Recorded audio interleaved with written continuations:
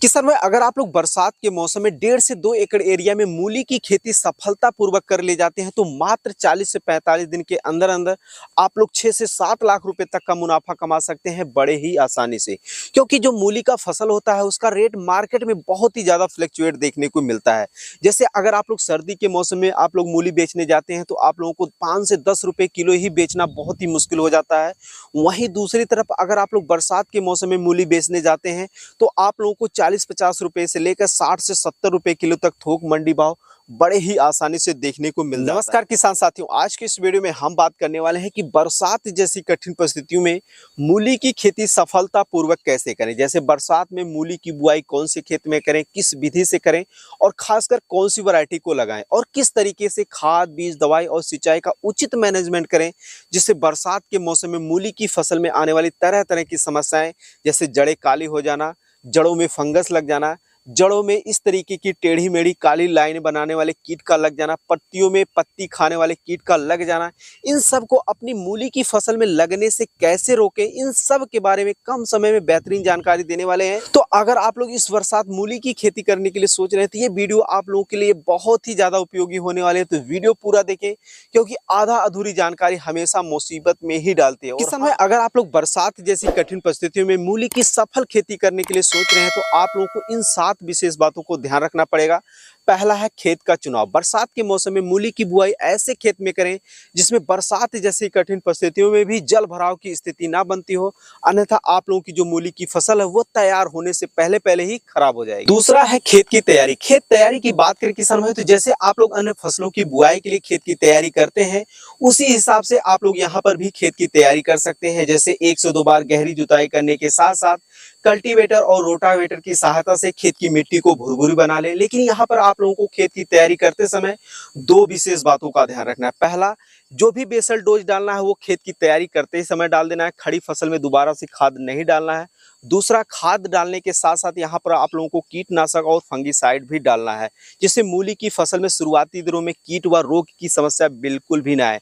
तो इसके लिए आप लोगों को प्रति एकड़ की दर से 1 बैग एसएसपी लेना है, 30 से 40 किलो आप लोगों को डीएपी लेना है और 20 केजी जो है पोटास लेना है। कीटनाशक के तौर पर आप लोगों को प्रति एकड़ 5 किलो कार्बोफ्यूराडाइल लेना है। इसकी जगह आप लोग रिजेंट भी ले सकते हैं और इसके साथ ही साथ आप लोगों को 1 केजी जो है कार्बेंडाजिम लेना है और आप लोगों को अपने खेतों में अच्छी तरीके से छिटक कर जो है अंतिम जुताई कर लेना है। किसान भाई, अगर आप लोग खेत की तैयारी करते समय ये चीजें कर लेते हैं तो आप लोगों की जो मूली की फसल में शुरुआती दिनों में जब पौधा छोटा होता है तो जो कीट लग जाते हैं वहां पे जड़ गलन की समस्या आती है, वो समस्या बिल्कुल भी नहीं आएगी और आप लोगों की मूली की फसल जो है वह शुरुआती दिनों से ही अच्छी तरीके से ग्रोथ करने लग जाएगी।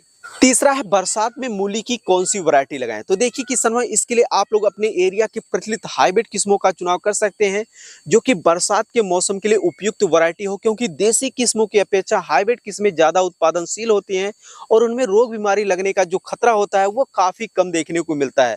अगर मैं आप लोगों को कुछ वैरायटियों के नाम बताऊं तो उनमें से पहले नंबर पर है सिजेंटा कंपनी का आइवोरी व्हाइट वैरायटी, जो कि बहुत ही अच्छी वैरायटी है। इसके अलावा किसान भाई आप लोग जो है सोमानी कंपनी का 35 नंबर वैरायटी का चुनाव कर सकते हैं, यह भी बहुत ही अच्छी वैरायटी है।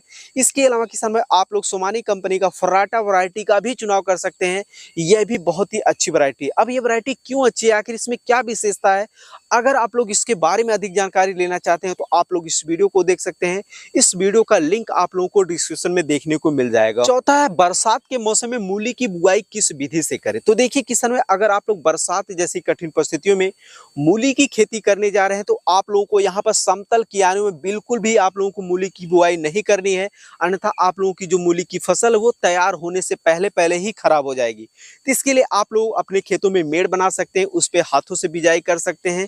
इसके अलावा किसान भाई आप लोग जो है 2 से 2.5 फीट जो है चौड़ा बेड बना सकते हैं, उस पे बुआई कर सकते हैं। प्रति एकड़ बीज दर की बात करें तो अगर आप लोग अपने खेतों में मेड़ या बेड बनाकर हाथों से बिजाई करते हैं तो जो प्रति एकड़ बीज लगता है वो 2 किलो से लेकर 2.25 किलो लगता है। अगर वहीं दूसरी तरफ अगर आप लोग मेड़ पर या बेड पर सीड ड्रिल मशीन की सहायता से बीजों की बुआई करते हैं तो आप लोगों की जो बीज की मात्रा लगती है वह कम से कम जो है 3 केजी की लगभग लगती है। वहीं दूसरी तरफ अगर आप लोग छिटकन विधि से मूली की बुआई करते हैं तो प्रति एकड़ जो बीज लगता है वह 3.5 केजी से लेकर जो है 4 केजी तक बीज लगता है 1 एकड़ में। छठा पॉइंट है कि बरसात जैसी कठिन परिस्थितियों में मूली की फसल में खरपतवार नियंत्रण कैसे करें। तो देखिए किसान भाई, इसके लिए आप लोगों को मूली की बुआई करने के जस्ट बाद यानी 48 घंटे के अंदर अंदर 1 लीटर पेंडामिथलिन को 150 लीटर से लेकर 200 लीटर पानी में घोल बनाकर अपने खेतों में स्प्रे कर देना है। इससे आप लोग अपनी मूली की फसल में उगने वाले शुरुआती दिनों में तरह तरह के खरपतवार को बड़े ही आसानी से नियंत्रित कर सकते हैं। और ये आप लोगों को करना बहुत ही जरूरी है, क्योंकि एक बार अगर आप लोगों की मूली की फसल में खरपतवार बरसात के मौसम में खासकर उग गए तो आप लोग इन्हें नियंत्रण करना बहुत ही मुश्किल हो जाता है, क्योंकि बरसात के मौसम में रह रह के यानी रुक रुक के समय समय पे बारिश होती रहती है, जिससे आप लोगों की जो निराई गुड़ाई का जो समय मिलता है वो बिल्कुल भी नहीं मिल पाता है। और आप लोगों की मूली की फसल में जो है खरपतवार ज़्यादा उगने की वजह से जो मूली की फसल वह पूर्ण रूप से खराब हो जाती है। तो आप लोग बुआई करने के बाद बिल्कुल भी ना भूलें, जस्ट पेंडामिथलिन का स्प्रे जरूर करें। सातवां जो सबसे महत्वपूर्ण पॉइंट है वह है बरसात जैसी कठिन परिस्थितियों में अपनी मूली की फसल में देख रेख कैसे करें, यानी कीट व रोग से बचाव कैसे करें। तो इसके लिए किसान भाई, जब आप लोगों की मूली की बुआई करने के बाद 4 से 5 दिन बाद जब मूली का बीज जो है जर्मिनेशन हो जाए, उस दौरान आप लोगों को एक कीटनाशक के तौर पर जो है मोनोक्रोटोफॉस लेना है प्रति 15 लीटर पानी में 15 ml। उसके साथ साथ आप लोगों को एक फंगीसाइड के तौर पर इंट्राकॉल लेना है प्रति 15 लीटर पानी में 15 ml, और आपस में दोनों को घोल बनाकर जो है अपनी फसलों में स्प्रे कर देना है। और 4 से 5 दिन बाद सेम यही स्प्रे फिर से आप लोगों को कर देना है। उसके बाद किसान भाई, अब आप लोगों की मूली की फसल जो है वह 15 से 20 दिन की हो जाए, उस दौरान फिर से आप लोगों को यही स्प्रे एक बार और कर देना है, जिससे आप लोगों की मूली की फसल में जड़ों व पत्तियों में जो तरह तरह के कीट व फंगस लगते हैं वो समस्या बिल्कुल भी देखने को नहीं मिलेगी। उसके बाद किसान भाई, जो आप लोगों की मूली की फसल जो है वह 20 दिन की हो जाए, उस दौरान आप लोगों को NPK 19-19 का घोल बनाकर अपनी मूली की फसल पे स्प्रे करना है, जिससे आप लोगों की मूली की फसल जो है वो बहुत ही अच्छी तरीके से ग्रोथ करेगी। और इस दौरान अगर आप लोगों के एरिया में ज्यादा बारिश होने की वजह से मूली के पत्ते पीले पड़ रहे हैं, यानी उसमें फंगस की समस्या आ रही है, तो आप लोग बिना कुछ संकोच किए हुए आप लोगों को यहाँ पर नटीवे जैसे फंगीसाइड का जो है सहारा लेना पड़ेगा। क्योंकि अगर उस दौरान अगर आप लोग दूसरा कोई फंगीसाइड या हल्का फंगीसाइड उपयोग करते हैं तो आप लोगों की जो मूली की फसल वह देखते देखते बिल्कुल बर्बाद हो जाएगी। तो आप लोग विशेषकर यहाँ पर ध्यान रखें कि जब भी आप लोगों की मूली की फसल में पीलापन की जरा भी समस्या है, उनमें फंगस की समस्या है, तो आप लोग नटीवो फंगीसाइड का उपयोग यहाँ पे कर सकते हैं।